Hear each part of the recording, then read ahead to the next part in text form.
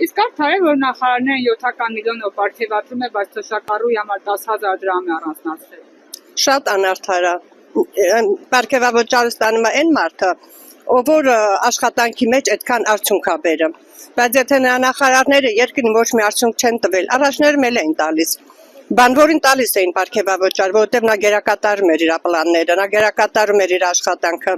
Իսկ եթե մարդը ոչ մի բան չի արել այս երկրի համար, պարգևավճարն ինչի համար է, ես չգիտեմ։ Կաշառքի անունը փոխել են պարգևավճար։ Ես այդքանը կարամ ասել։ Եթե ժողովուրդը ուրախանում է, որ թոշակները 10,000 դրամով, եկեք մի հատ 10,000 դրամ վեկալենք, նրանք տեսնենք ինչ են կարում այդ 10,000 դրամով։ Իսկ իրանց 7 միլիոն են գրում, որ իրանց 15-20,000 չեն գրում։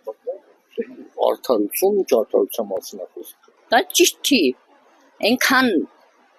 բադառողջ երեխեք կան, այնքան հիվանդներ կան, մեծեր, նրանք էլ են մեղք, չէ՞։ Այն բարձրաստիճան մարդիկ ոնց էլ ասես նրանք կապրեն, նրանք ամեն տեղից էլ եկամուտ ունեն, բայց հասարակագյուղացին այնքան հողի հետ կռիվ է տվի, արդեն հոգն էլ հողի հետ էլ չկարում կռիվ տա, որ գոյատևի։ Արդար չի, թեկուզ թոշակառուն մենակ ապրում է, 10,000 ավելացրել, 46,000 դրամով նա ոնց կարա ապրի,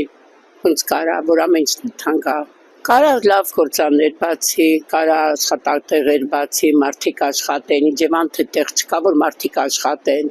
ուզում են աշխատեն, բայց տեղ չկա, կարա մի հատ ֆաբրիկա բացի, չէ, ինչ որ մի հատ տեղ բացի, որ մարդիկ աշխատեն, գումար աշխատեն, չկա, մարդիկ չեն աշխատում։ Դա մանիպուլյացիա է, մանիպուլյացիա,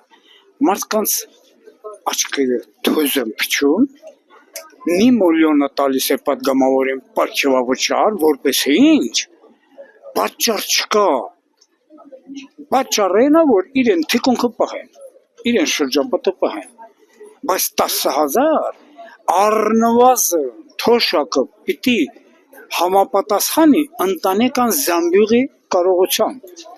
այսինքն ընտանեկան զամբյուղը 57-60, պետք է առնվազն թոշակը հասցվի 60,000-ի, առնվազն, իսկ էլ մնացած քայլերը չեմ ասում։